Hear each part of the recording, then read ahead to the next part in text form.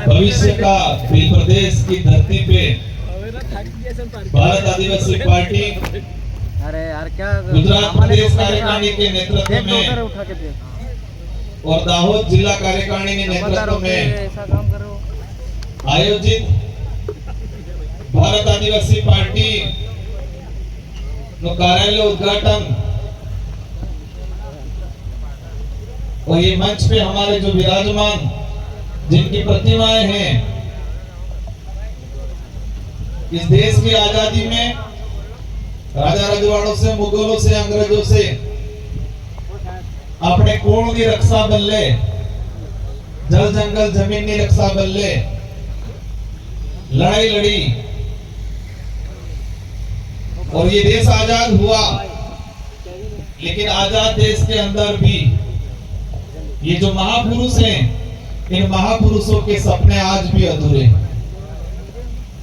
इन महापुरुषों के विचारों को लेके और ये महापुरुषों के जो उद्देश्य थे, जिन उद्देश्यों को लेके वो लड़ते थे, अपनी जान गंवाई, वो उद्देश्य आज भी कई अधूरे हैं। तो भारत आदिवासी पार्टी हमारे इन महापुरुषों के विचारों पे चलने वाली और हमारे महापुरुषों के अधूरे सपने को पूरा करने के लिए भारत आदिवासी पार्टी गुजरात के अंदर आने वाले चुनाव में आप सबकी बदौलत यहाँ पर झंडा लड़ने का काम करेगा। आज सबकी निगाहें गुजरात पे है, पूरे देश की। 2014 में गुजरात से कुछ नेता निकले जो आज देश के बड़ा प्रधान कहें, मोदी जी। तो एक नारा दिया था कि मैं गुजरात मॉडल लागू करूंगा पूरा देश में।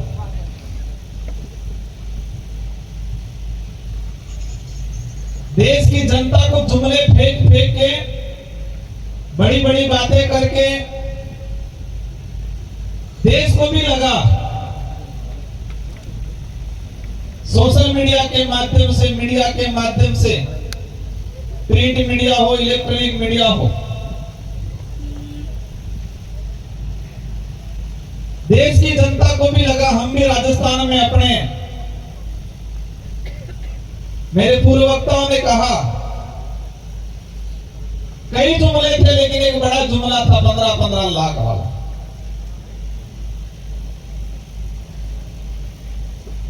आज पूरे देश के अंदर देश की जनता और विशेषकर आदिवासी समुदाय, दलित, पिछड़ा, शोषित, जो गरीब वर्ग है, आज अपने कई परिवार ऐसे हैं जो 2 वक्त की रोटी के लिए तरसते और कहते हैं कि दुनिया में डंका बजे। भारत देश के नागरिक हैं हम, हमें गर्व है हमारे देश पे, क्योंकि इस देश को आजाद कराने में हमारे पुरखों ने जान पसीना, खून पसीना बहाया, अपनी जान गंवाई। लेकिन आज देश को जिस तरह से खोखला किया जा रहा है, देश की स्थिति धरातल में कुछ और है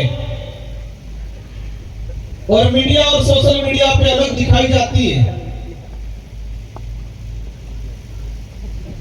देश का दुनिया में डंका तब बजेगा कि इस देश का प्रत्येक वर्ग का, गरीब तबके का आदमी जो लास्ट कोने में, गांवों में, जंगलों में, पहाड़ों में रह रहा है, वो मूलभूत सुविधा थकी परिपूर्ण એને હેતી સુવિધા મળી જાય તે દેશ में डंको वागी, दुनिया में डंको देश में वागी।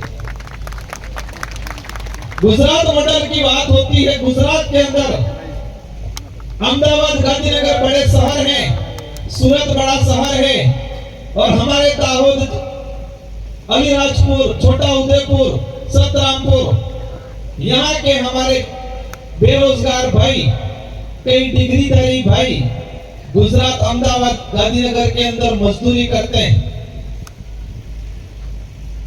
हर 1-2 दिन में 2-3 हादसे होते हैं। किसी का हाथ पैर टूटता है, किसी का सर फटता है, वो तो अलग है, लेकिन डेथ भी हर 1-2 दिन में 1-2 डेथ हो रही है। मजदूरी करते हुए गिर गया। परिवार जाता है, परिवार गाड़ी करके वहां जाता है, लेकिन उसको गाड़ी का किराया भी नसीब नहीं होता। दुनिया भर की योजना चल रही है, चिरंजीवी योजना हो, आयुष्मान कार्ड हो, ये बीमा हो, लेकिन हमारा जो गांव में रहने वाला आदिवासी परिवार जो गुजरात अहमदाबाद में मजदूरी कर रहा है, उसको किसी भी बीमा में कवर नहीं किया जाता। आज गुजरात के अंदर, क्योंकि देश को लगता है कि गुजरात सब थकी विकसित था क्यों लागे, गुजरात में सब हेम लागे, लेकिन गुजरात के अंदर आज भी गरीब पिछड़ा आदिवासी समुदाय है, उनकी हालत आर्थिक स्थिति कमजोर होती जा रही है। भारत आदिवासी पार्टी सिर्फ राजनीतिक उद्देश्य पूरा करने के लिए नहीं आई है। इस पार्टी की जो विचारधारा है, उस विचारधारा का मूल मंत्र यही है कि गरीब तबके का आदमी, आदिवासी समुदाय, दलित पिछड़ा, जो इस देश की आजादी कराने में इनके पुरखों ने जान गंवा दी थी, वो आज भी दर दर की ठोकरें खा रहा है। इनकी समस्याओं का समाधान करना, ये देश संविधान से चलता है, मोदी जी की कलम से नहीं। मोदी जी भी कलम चलाएंगे तो संविधान के आधार पे चलाएंगे। मोदी जी भी कलम चलाएंगे तो किस पे चलाएंगे? संविधान के आधार पे। संविधान से बड़ा कोई नहीं। उनके तो कोने के तो फूला माते आल दो, कोने के तो आत्माते आल दो। और हमारी भोली भाली जनता जाके वोट देती, कोई फूला पे दे देता, कोई हाथ पे दे देता। प्रचार क्या होता? फूला माते आत्माते, लेकिन आत्माड़ा आदमी कौन है नहीं बताता।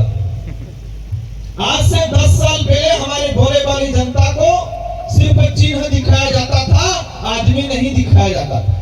और आदि आदि का 10% जनता को आदमी का चेहरा या आदमी का नाम बता रहता था, सिंबल ने आधार पर। धीरे धीरे आदमी के बारे में पता चला, आदमी का नाम पता चला, आदमी के बारे में नहीं पता चला। आदमी भारत आदिवासी पार्टी की जरूरत इसलिए पड़ी कि ये जो मंच पे जो जिन महापुरुषों की जो प्रतिमाएं लगाई है, इन प्रतिमाओं का सम्मान कभी भी कांग्रेस बीजेपी दोनों ने नहीं किया। आज बानगढ़ हमारा हत्याकांड हुआ, 1913 के अंदर 1500 आदिवासी मारे गए। इन 1500 आदिवासियों में क्या दाहोद, सतरामपुर, जालोद, अलीराजपुर के आदिवासी नहीं थे क्या? मैं आज इस मंच से पूछना चाहूंगा, जो बड़े बुजुर्ग यहाँ बैठे हुए हैं, आपको 7000 साल पुराना महाभारत में क्या हुआ वो पता है? आज से 7000 साल पहले महाभारत में कौन कौन किन किन था, जो कौन कौन लड़ना कटला मर जाए खबर है? क्या रो टायर नकली की कृष्ण भगवान क्या की आंगली गली टायर एनर्जी खबर है? लेकिन मानगढ़ 1913 के अंदर कितने साल हो रहे हैं? कितने साल हुए? 112। हमें हमारे समुदाय का 150 साल पुराना इतिहास किताबों में नहीं पढ़ाया जाता है, लेकिन 7000 साल पुरानी बातें हमारे लोगों को समझाई जाती है। क्या गुजरात के पाठ्यक्रम के अंदर मानगढ़ का इतिहास का वर्णन दिया हुआ है? इस पंडाल में बैठे हुए जो लोग हैं, आप सबके परिवार से कोई न कोई बच्चा या प्रत्येक बच्चा स्कूल में पढ़ने जाता होगा, आपने भी पढ़ाई की होगी। क्या गुजरात के अंदर जो पाठ्यक्रम है, जो पाठ्यक्रम को स्कूल में पढ़ाया जा रहा है, क्या इस पाठ्यक्रम में मानगढ़ का पूरी जीवनी बताई रही है?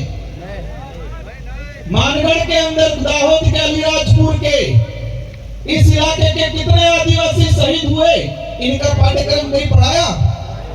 क्यों नहीं पढ़ा रहे? आप 7000 साल पुराना काल्पनिक चीजें हमको थोप रहे हो, लेकिन हमारे 150 साल पुराना इतिहास जो वास्तविक है, जिन्होंने जान गंवाई है, वो बातें नहीं पढ़ा रही किताब। ये क्यों नहीं पढ़ाया जा रहा है? वो इसलिए नहीं पढ़ाया जा रहा है कि ये समुदाय सिर्फ तालियां बजाए और वोट दे, अधिकार के लिए नहीं लड़े, इसलिए नहीं पढ़ाया जा रहा। 5वीं अनुसूची की बात आती है, पैसा एक्ट की बात आती है। गुजरात में पैसा एक्ट, पैसा कानून बनाए 5वीं अनुसूची के अनुरूप ही। हालांकि 5वीं अनुसूची का सारा जो परिभाषा उस अनुरूप नहीं बनाए, लेकिन कुछ % बनाए। क्या गुजरात में 5वीं अनुसूची की बात हुई? शेड्यूल 5 ये कहता है कि जिस जमीन पे आदिवासी समुदाय, शेड्यूल 5 इलाका जो 1 इंच भी जमीन सरकार भी नहीं ले सकती है, कोई व्यक्ति तो ठीक है, सरकार को भी लेना है तो उनके सहमति लेनी पड़ेगी। लेकिन आप ये कॉरिडोर निकल रहा है, ये आपका स्टेचू बना, आपका ये एयरपोर्ट बन रहा है। हम भी चाहते हैं विकास होना चाहिए, लेकिन जो आदिवासी आजादी से पहले जिस जमीन पे बैठा है उसको आप क्या कह रहे हो? आज अतिक्रमण करके बैठा है, उसको मुआवजा नहीं दे रहे हैं। और मुआवजा अगर दे भी रहे हैं, जो खातेदारी है, क्या दे रहे हैं? DLC rate. और डीएलसी रेट ग्रामीण इलाके में कितनी है?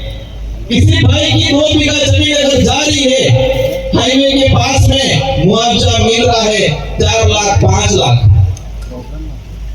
इसके अंदर किसी भी कोने में किसी भी प्रोजेक्ट के तहत अगर आदिवासी जमीन को अवाप्ति करते हो तो सबसे पहले तुमसे सहमति ली जाए और इसके बाद जमीन के बदले जमीन दी जाए, ये मांग रखती है भारत आदिवासी पार्टी।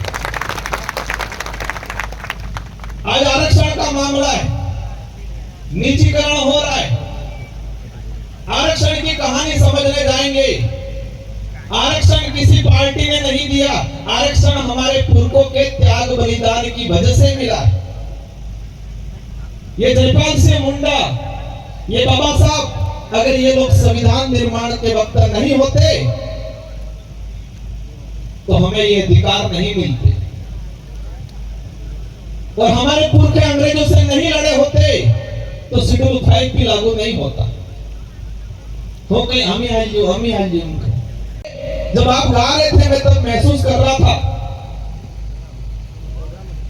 अंग्रेजी शासन काल के दौरान अंग्रेजों को हमारे पुरखों ने गीतों के माध्यम से चेताया, भजनों के माध्यम से, भक्ति के माध्यम से उनको चेताया। अंग्रेजों को समझ में नहीं आया तो अंग्रेज क्या करने लगे कि ये लोग नाच रहे हैं कि विरोध कर रहे हैं। लेकिन हमारी संस्कृति है, हमारी संस्कृति में गीतन माध्यम से दमदमावे के वो गीत सड़े, वो के वो घुमरो माड़ी है कि वो तो लगाएंगे बाहर पड़े दाढ़े माते आदमी हिड़े। तो वही चीज मानगढ़ में भी, क्योंकि किताब में क्या पढ़ाया जा रहा है, मानगढ़ के अंदर गोविंद गुरु महाराज के नेतृत्व में भक्ति आंदोलन हो रहा था। भक्ति आंदोलन हो रहा था तो नरगर कहानी जोड़ो बजाड़ो तक अंग्रेजन दिक्कत थोड़ी करती थी, वो बिलराज की मांग कर रहे थे। और ये बात हम सबको मानना पड़ेगा कि गोविंद गुरु महाराज को जब मानगढ़ से गिरफ्तार करके गुजरात में अपने एक कोर्ट में पेश किया, अंग्रेजी शासन व्यवस्था में भी कोर्ट चलता था, तो जो सिपाही गोविंद गुरु महाराज को कोर्ट में पेश करने के लिए लेके गए तो उन सिपाही जज ने पूछा क्या जुल्म किया है उसने। उन सिपाहियों ने कहा ये राज विरोधी काम कर रहा है। तो क्या राज विरोधी काम कर रहा है? तो अलग बिलराज की मांग कर रहा है। ये उस समय जजमेंट में लिखा हुआ है। उस गोविंद गुरु महाराज को जब जज के सामने पेश किया तो उस समय सिपाही ने कहा है, और जो जजमेंट उस समय जो कोर्ट जज ने जो आदेश निकाला था उनको जेल किया कि ये बिलराज की मांग कर रहा है इसलिए इसको जेल भेजा जाए, ये लिखा हुआ। 1500 आदिवासी मर गए, देश आजाद हुआ। आजाद होने के बाद इन बिलों को 3 राज्यों में बांट दिया, गुजरात में बांट दिया, मध्य प्रदेश में बांट दिया और महाराष्ट्र में बांट दिया, राजस्थान में बांट दिया, 4 राज्यों में बांट दिया। और आज जब फिर प्रदेश की बात करते हैं, ये अपनी मांग नहीं है, राजकुमार अकेले की मांग नहीं है, भारत आदिवासी पार्टी के अकेले की मांग नहीं है, न कांति भाई या न हमारे विधायक अकेले की मांग है। ये तो गोविंद गुरु महाराज का सपना था, ये तो हमारे पूर्वजों का सपना था। इस सपने को पूरा करना चाह रहे हैं। वो जो भी प्रदेश का विरोध करता है, समझ लो वो आदिवासी कोण का विरोधी, समझ लो वो गोविंद गुरु महाराज का विरोधी। मानगढ़ में जाए कहे आदिवासी को वोट चाहिए तो मानगढ़ कार्यक्रम को पड़ेंगे नेता नेता सेंगे से मोदी जी से राहुल जी से सेंगे से। तो मानगढ़ का इतिहास को आप पाठ्यक्रम में पढ़ाए। हमारे 5वीं 6वीं में पढ़ने वाला बच्चा गुजरात के अंदर जो जा रहा है उसको मानगढ़ का पूरा इतिहास पढ़ाओ पहले, सबसे पहले पाठ्यक्रम में। साथियों समय काफी हो रहा है, हमारे 2 वक्ता और भी है, आपको सुनना है, लेकिन ये बात ठान लेना, जब हमने राजस्थान में शुरुआत किया था लोग कहते थे क्या होगा, परिवर्तन आया, कई उपलब्धियां हैं, मैं गिनाना चाहूंगा तो आधा घंटा और लग जाएगा, लेकिन एक आपको एक सैंपल के तौर पे, क्योंकि कुछ लोग कहते हैं कि क्षेत्र पार्टी नाली पार्टी वाला हो करे। विश्व आदिवासी दिवस 1994 में यूएन ने घोषित किया था, संयुक्त राष्ट्र संघ कार्य किया था 1994 में। मो पैदा था जो राजस्थान में होने के बाद या गुजरात वाला खबर पड़ी जो आरो वाजिजा वालो है, पर एक रोचे ने रोका गया, आरो वाजेगा ही। क्षेत्रीय पार्टियों की बदौलत देश के अंदर आजादी के बाद से आज तक देश के जो कानून बने हैं, अच्छे कानून, गरीब के लिए, पीड़ित के लिए, आदिवासी दलित के लिए हित में जितने जो कानून बने हैं वो क्षेत्रीय पार्टियों की बदौलत बने हैं। प्राथमिक होगा केंद्र कार्य क्षेत्र पार्टी के वाला सरकार थी। एक सबसे बड़ी योजना है, जब जनता इन नेताओं को भीड़ की जरूरत पड़ती है तो कौन सी योजना वाले को याद करते हैं? नरेगा वाले को। करते हैं नहीं करते? सरपंचों को, सचिवों को कह देते हैं कि नरेगा की लेबर ले आओ, लेकिन नरेगा योजना भी क्षेत्रीय पार्टी वालों की बदौलत आई है 2005 में। कांग्रेस वाला कहीं हो कहीं कांग्रेस ही आई नरेगा योजना में। यूपीए की सरकार थी, 18 से 20 पार्टियों ने मिलके यूपीए की सरकार बनाई थी। मनमोहन जी प्रधानमंत्री थे और क्षेत्रीय पार्टियों ने सोनिया गांधी जी के पास डिमांड रखी कि यूपीए की सरकार को हम मदद करेंगे, लेकिन देश के अंदर रोजगार गारंटी कानून आना चाहिए। ये क्षेत्रीय पार्टी और सोशल एक्टिविस्ट जो लोग थे इन्होंने डिमांड रखी। दूसरी डिमांड रखी कि देश के अंदर सूचना का अधिकार अधिनियम कानून आना चाहिए। एक गरीब आदमी भी चाहे कि कलेक्टर कटला वजह आवे, कटला वजह से 1 महीना में कटला काम की जानकारी गरीब आदमी भी लेना चाहे तो ले सके, ये कानून आना चाहिए। उस कानून का नाम रखा सूचना का अधिकार अधिनियम। निःशुल्क शिक्षा का अधिकार कानून, खाद्य सुरक्षा अधिनियम जो 2013 में आया, ये सारे के सारे कानून क्षेत्रीय पार्टियों के सहयोग से जब भी यूपीए सरकार बनी तब आए। कांग्रेस फुल फ्रेश में बेटी रोजगार गारंटी नहीं आती। कांग्रेस फुल फ्रेश में अगर सरकार में होती रोजगार गारंटी नहीं आती है, सच्चाई है। मोदी जी तो बंद कर दू ही कह रहे थे, तो पता नहीं सलाहकारों ने सलाह दे दी कि आप देश में जब भ्रमण करने जाओगे तो सभा में नरेगा के लोग आएंगे, इसलिए उन्होंने बंद नहीं किया। लेकिन इसको अपंग करने का काम जरूर कर रहे हैं कि बजट में कटौती करने का काम हो रहा। आज ठान के जाना है, ये पार्टी एक क्रांति के रूप में, एक मिशन के रूप में चल रही है और इस पार्टी के अंदर जनता तय करेगी नेता कौन बनेगा। मैं भी विधायक बना, 2 बार सांसद बना, मैंने तय नहीं किया कि मैं बनूंगा, क्षेत्र की कार्यकर्ताओं ने तय किया राजकुमार बनेगा। यहां पर भी गुजरात के अंदर भी वही हमारा प्रत्याशी होगा, उस क्षेत्र की निर्वाचित जनता कहेगी वही बनेगा। जनता सर्वोपरि है, सिलेक्शन प्रणाली वो लागू होगी। इस बात को मैं थोड़ा एक्सप्लेन करना चाहूंगा। देश आजाद हुआ उस समय कुछ लोग चाहते थे कि आदिवासी दलित को वोट का अधिकार मत दो। संविधान सभा की जो डिबेट हुई हम कहते हैं संविधान बनने में 2 साल 11 माह 21 दिन लगे, तो 18 दिन लगे। संविधान को बनने में 2 साल 11 माह 18 दिन लगे। तो उस डिबेट में बढ़ना, आप एक जगह कुछ लोगों ने, मैं नाम नहीं लेना चाहूंगा, कि दलित पिछड़ा आदिवासियों को वोट का अधिकार नहीं मिलना चाहिए क्योंकि उनको समझ नहीं है वोट डालने की। और जयपाल सिंह मुंडा ने कहा था, आप उन लोगों को लोकतंत्र सिखाने की बात करते हो जो लोग हजारों सालों से लोकतंत्र जीता आया। इन लोगों को लोकतंत्र की सिखाने की बात कर रहे हो जो हजारों सालों से लोकतांत्रिक व्यवस्था से जीता आया है। आपको लोकतंत्र आदिवासियों से सीखने की जरूरत है। ये बात जयपाल सिंह मुंडा ने संविधान सभा के अंदर कही। हमें वोट का अधिकार मिला, लेकिन राष्ट्रीय पार्टी वालों ने इसका तोड़ निकाल दिया। वो तोड़ क्या निकाला? पार्टी हाईकमान और टिकट। इस बात को आप गौर से सुनना, क्योंकि आज तक आपके साथ अत्याचार, आपके साथ शोषण, आपके अधिकारों की बात इसलिए नहीं हो रही है क्योंकि हाईकमान, टिकट, ये 2 सबसे बड़ी बीमारी है। एक है ये हाईकमान, दूसरी टिकट। इन राष्ट्रीय पार्टी वालों ने विचार कर लिया कि हम कंट्रोल कैसे रखें अंग्रेजों की तरफ, तो उन्होंने हाईकमान बनाया और हाईकमान बना के टिकट देने का प्रावधान किया। आपने देखा होगा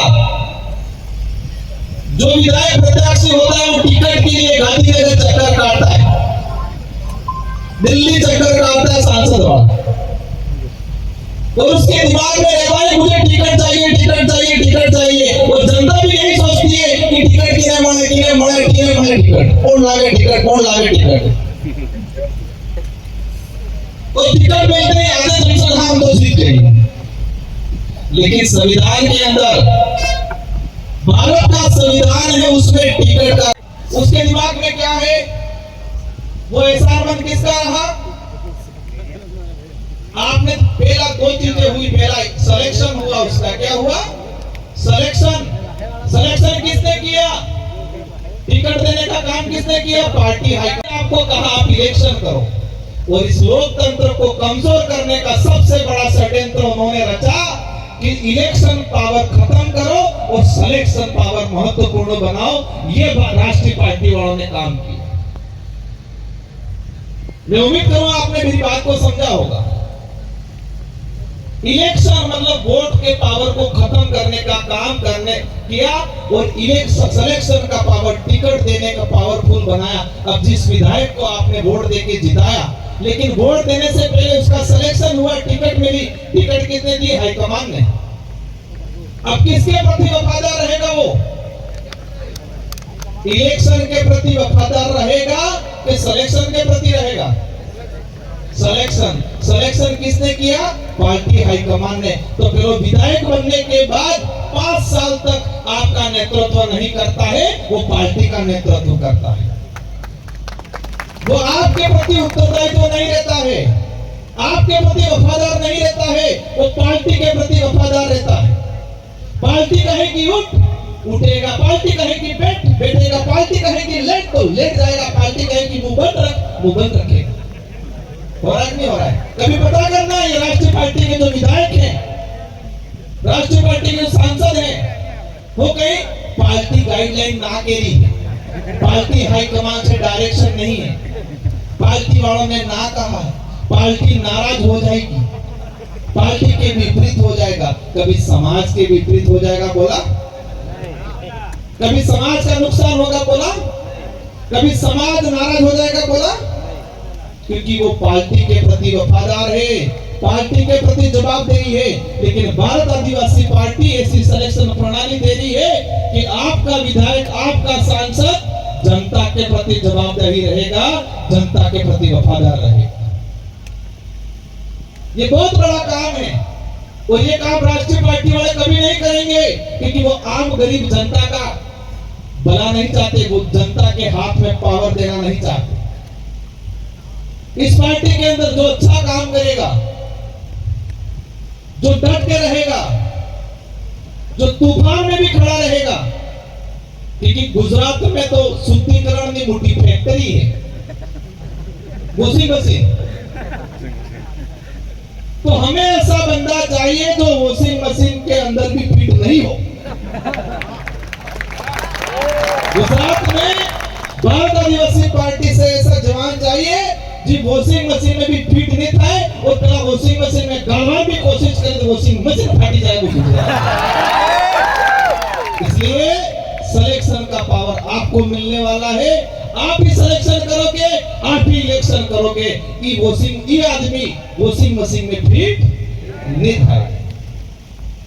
ये शुरुआत है, आप सबकी पार्टी है, आपकी है, अपनी है। इस देश के गरीब दलित पिछड़ों की आवाज बनने का काम करेगी, हमारे महापुरुषों के दिल सपने का साकार करने का काम करेगी। आपके बच्चे स्कूलों में पढ़ रहे हैं, आरक्षण नहीं मिल रहा है, इन आरक्षण की लड़ाई लड़ने का काम करेंगे। एक आखिरी बात बोल के मैं मेरी वाणी को यहाँ विराम देना चाहूंगा। जनगणना हो रही है और जनगणना इसलिए हो रही है कि लोकसभा चुनाव के अंदर लोकतांत्रिक तमाचा मिला है, इसलिए हो रही है। और जनगणना के अंदर हमारी आइडेंटिटी को कायम करना है, हमारी संस्कृति, हमारी पहचान, हमारी पूजा पद्धति, हमारी धार्मिक पहचान को इस बार हमको कायम करना है।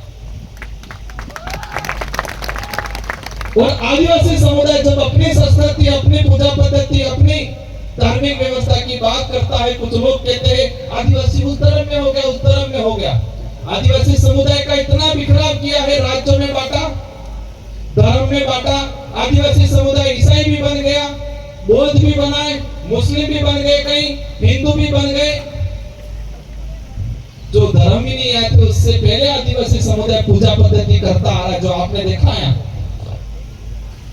सभी धर्मों का बाप कहा जाता है और हमको बांट दिया सब में।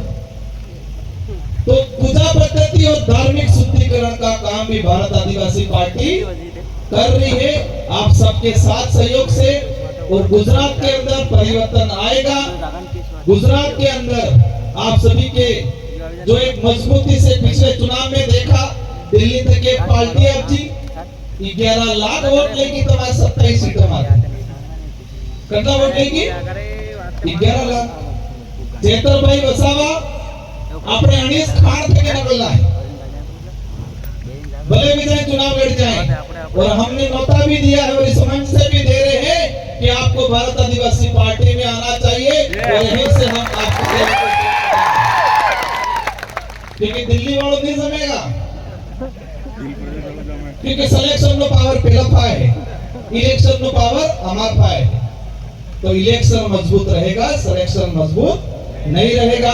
इन्हीं शब्दों के साथ गुजरात कार्यकारिणी को, दाहोद जिला कार्यकारिणी को, समस्त भारत आदिवासी पार्टी के पदाधिकारी को, मेरी माता बहनों को, आप मजबूती से डट के रहना है, मजबूत ताकत बढ़ानी है और गुजरात के अंदर बड़ा परिवर्तन लाएंगे। इन्हीं शब्दों के साथ आप सबको धन्यवाद।